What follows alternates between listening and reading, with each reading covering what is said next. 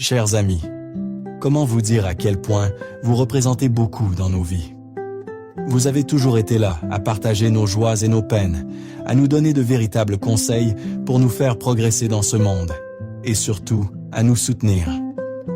L'ami est le témoin du vécu d'un homme, et plus encore, un vrai ami n'est pas celui qui vous aide à sortir de la merde, mais est celui qui vous empêche d'y être. Que nous nous soyons connus depuis la jeunesse ou simplement dans un concours de circonstances, nous avons décidé dès ces instants, voyant que le feeling passe naturellement, de rester en contact. Cette forme de relation, à l'instar de l'amour, peut s'estomper avec le temps et doit par conséquent s'entretenir.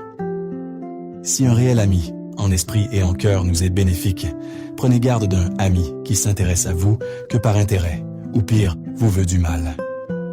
La moitié d'un ami reste la moitié d'un ennemi. L'histoire nous l'a trop souvent enseigné avec le temps. Jules César et Marcus Brutus, Thomas Sankara et Blaise Compaoré, Patrice Lumumba et Mobutu Sese Seko, Malcolm X et Elijah Muhammad, et j'en passe.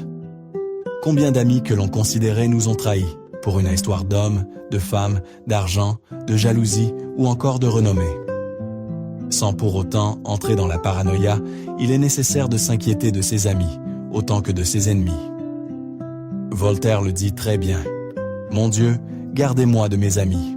Quant à mes ennemis, je m'en charge. » Néanmoins, il est important de préserver ses amis et de faire attention à l'attitude qu'on a avec eux, attitude qui peut parfois blesser. Il ne faut pas oublier qu'on ne se fait pas d'amis d'enfance dans une maison de retraite. À nos amis, et ce pour la vie. Bien à vous. Avant de poursuivre, aimez cette vidéo et abonnez-vous à la chaîne pour voir plus de contenu. Chers dépendants, que vous soyez dépendants aux substances illicites, aux jeux, au sexe, à l'alcool ou à d'autres formes de dépendance, il vous faut sortir de cet état pathologique. Chose bien plus facile à dire qu'à faire. Nous sommes conscients des difficultés que cela entraîne. Pour ce faire, comme toute autre maladie, cela nécessite une prise en charge spécialisée. En général, dès les premiers signes de dépendance, vous ne vous rendez pas compte dans quelle machination vous êtes, puisque les addictions entraînent une modification du fonctionnement normal du cerveau, qui se retrouve alors dépendant, passant du simple usage à l'abus, pour ensuite devenir dépendance. La dépendance est à la fois votre bol d'air, votre équilibre, la raison de votre bonheur et en même temps votre pire ennemi et la raison de vos souffrances. Vous devez absolument en parler à votre entourage et ce, le plus tôt possible afin d'éviter que le sujet ne devienne un tabou plus tard. Vos proches, s'ils tiennent à vous, vous soutiendront et vous aideront dans cette épreuve particulièrement difficile, pourvu qu'ils le fassent avec tact et sans critique. Soyez aussi la seule personne à pouvoir vous donner de l'amour, dans le sens où votre bonheur ne doit pas être dépendant de quelqu'un ou de quelque chose d'autre. Enfin, chers dépendants, vous ne devez absolument pas avoir honte de ce qui vous arrive. L'essentiel étant d'accepter de recevoir de l'aide et que vous décidez de faire les efforts nécessaires pour sortir de cet état. En espérant que votre guérison soit proche. Bien à vous. Vous, commère, dont la bouche ne cesse de colporter des nouvelles partout, qu'elles soient exactes ou fausses, c'est fou de constater à quel point vous êtes bavarde et à l'affût de tous les racontards. Pourquoi éprouvez-vous ce besoin de parler à tort et à travers sur les autres, quitte à leur causer préjudice? Au fond, une chose est certaine. 3 facteurs motivent cette attitude. Premièrement, il y a l'envie et la jalousie. Après tout, éprouver de l'envie ou de la jalousie envers quelqu'un, c'est reconnaître son mérite. Le deuxième facteur est l'ennui. N'avez-vous jamais entendu ce dicton populaire qui dit que l'oisiveté est la mère de tous les vices? Sachez que les commérages en font partie. Enfin, il y a le manque de confiance en soi, car là où règne force intérieure et confiance en soi, disparaissent méfiance, peur et doute. De toute façon, comme on dit, les rumeurs sont créées par les jaloux, crues par des curieux et répétées par des imbéciles. Tôt ou tard, vous apprendrez qu'à chaque action sa conséquence. Donc, s'il vous plaît, arrêtez vos commérages, arrêtez de porter l'œil aux gens, surtout quand ils ne vous ont rien demandé. Comme tout le monde, vous avez une vie. Donc, recentrez-vous sur cette dernière au lieu de vous focaliser sur celle des autres, en espérant votre évolution dans le bon sens. À bon entendeur. Vous, égoïstes, qui vivez pour beaucoup dans des sociétés individualistes et ne vous préoccupez que de votre intérêt au détriment des autres, on ne vous supporte plus. Se soucier de soi est psychologiquement sain. Ce qui ne l'est pas, c'est de ne se soucier que de soi. Autant l'égoïsme dans l'enfance est compréhensible, autant une fois passé ce stade, vous craignez. On ne vous demande pas de rendre sans cesse service aux gens, ça, personne n'a pu, ne peut et ne saurait le faire. Simplement, soyez égoïste dans le bon sens, pour cesser de l'être dans le mauvais. Des études ont montré que l'égoïsme est moins présent dans les sociétés collectivistes que celles individualistes. Pourquoi, à votre avis ? Parce que dans les sociétés individualistes, les gens ont tendance à ne se soucier que d'eux-mêmes, à chouchouter leur petit moi et à cultiver leur singularité. En cas de coup dur, leur individualisme les rend plus vulnérables que ne le sont les membres des sociétés collectivistes. Ils ne peuvent alors compter que sur eux-mêmes.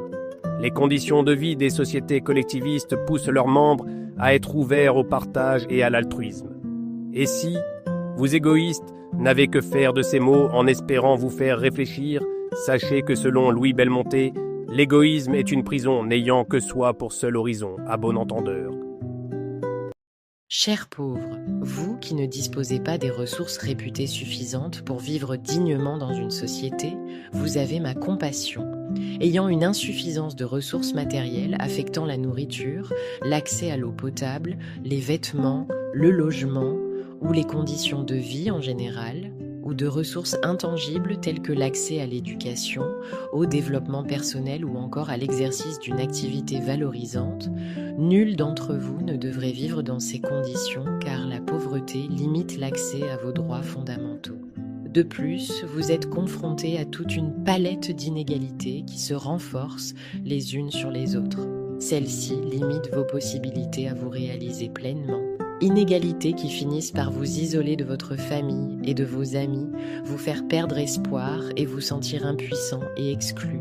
Inégalités qui vous font vivre dans un quartier dangereux où la criminalité et la violence sont élevées et où les conditions environnementales sont mauvaises. Inégalités qui finissent par vous faire exploiter ou vous mettre dans des situations illégales, vous faire être victime de discrimination, faire en sorte que vous soyez dans l'impossibilité de vous acheter des médicaments pour vous faire soigner et autres contraintes encore. Nous vivons au milieu d'une mer de pauvreté. Néanmoins, on peut réduire cette mer. Notre travail n'est qu'une goutte dans un seau, mais cette goutte est nécessaire. Cette citation de Mère Teresa résume assez bien le travail que nous devons effectuer avec les moyens qu'on dispose pour éradiquer la pauvreté dans ce monde. Chaque individu a sa part de responsabilité et c'est en se battant tous ensemble, malgré nos différences, qu'on arrivera à éliminer ce fléau. Bien à vous. Chère femme, comment vous dire à quel point vous inspirez ce monde?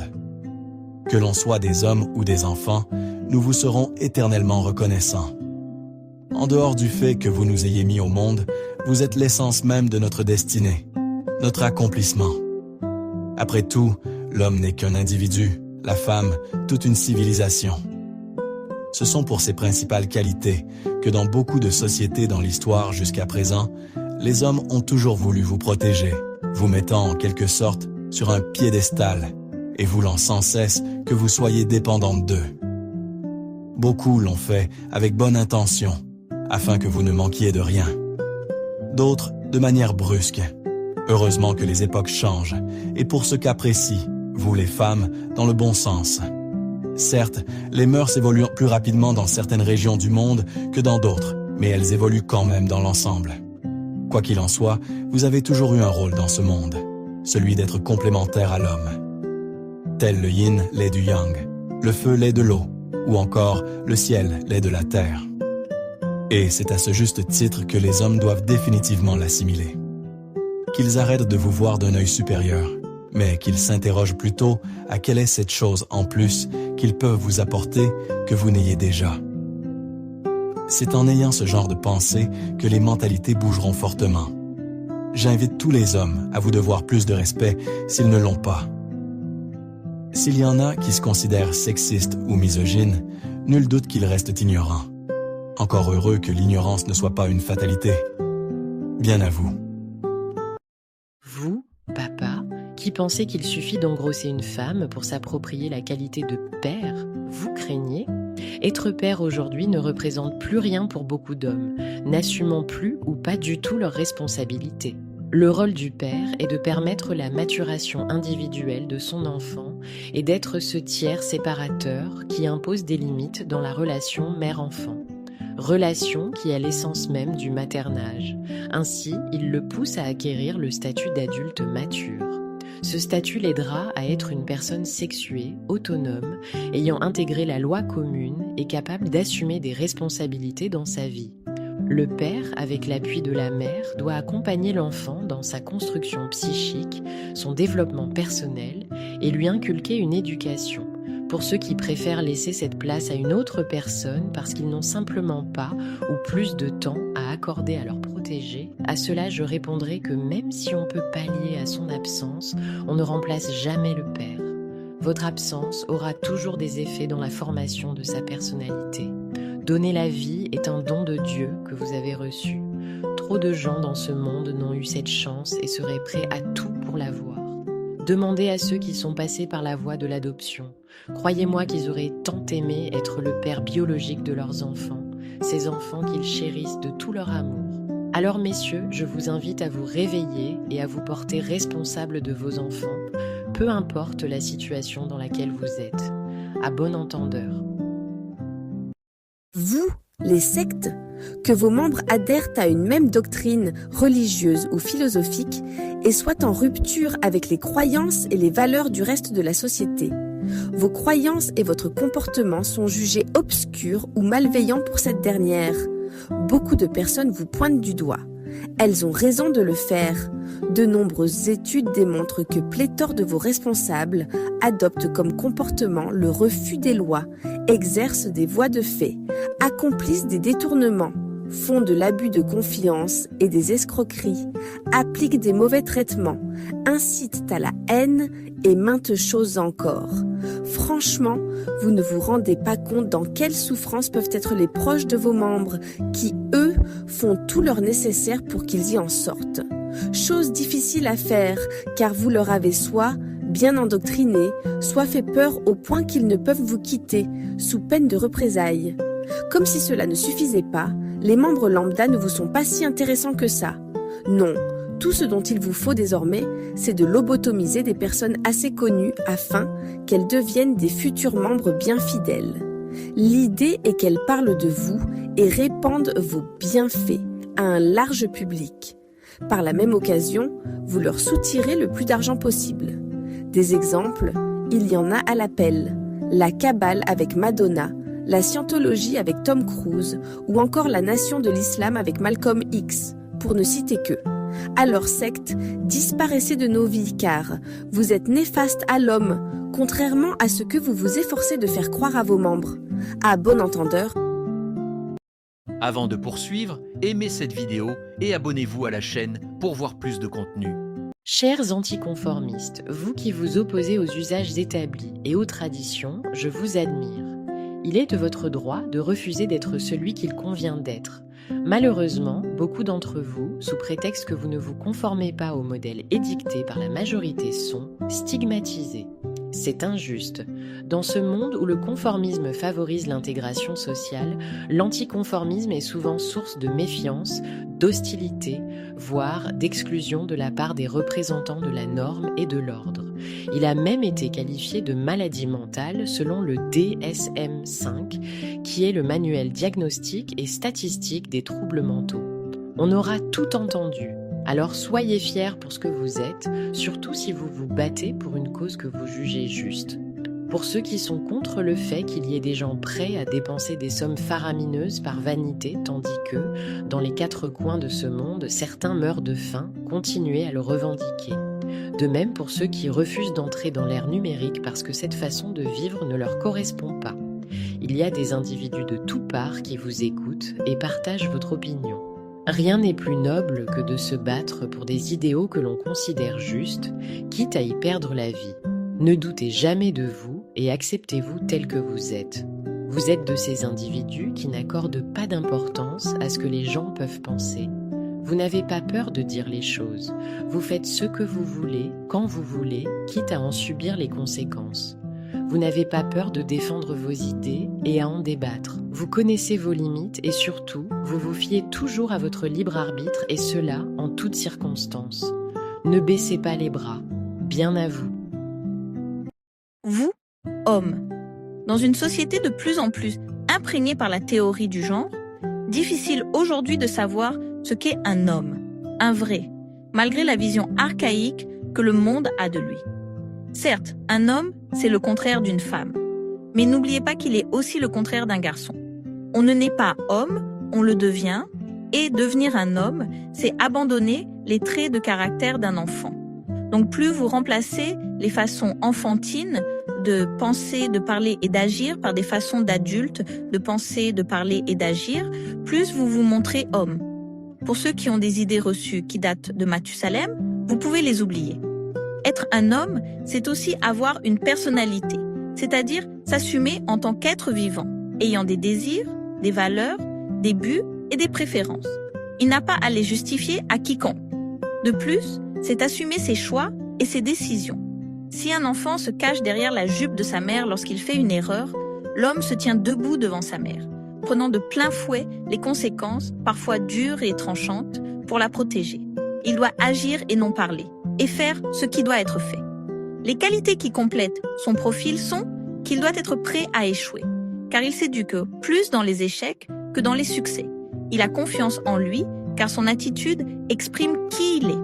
Il n'a pas peur de s'exprimer en amour, il est prêt à affronter ses peurs, il sait honorer la masculinité des autres hommes, il accepte la responsabilité des relations qu'il engage dans sa vie, et il n'a pas peur d'assumer sa sexualité.